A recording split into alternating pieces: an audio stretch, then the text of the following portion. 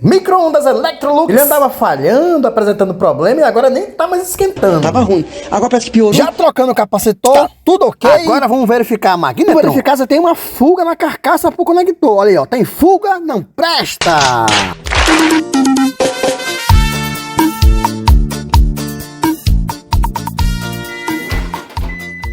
E olha aí, ó. Esquentou.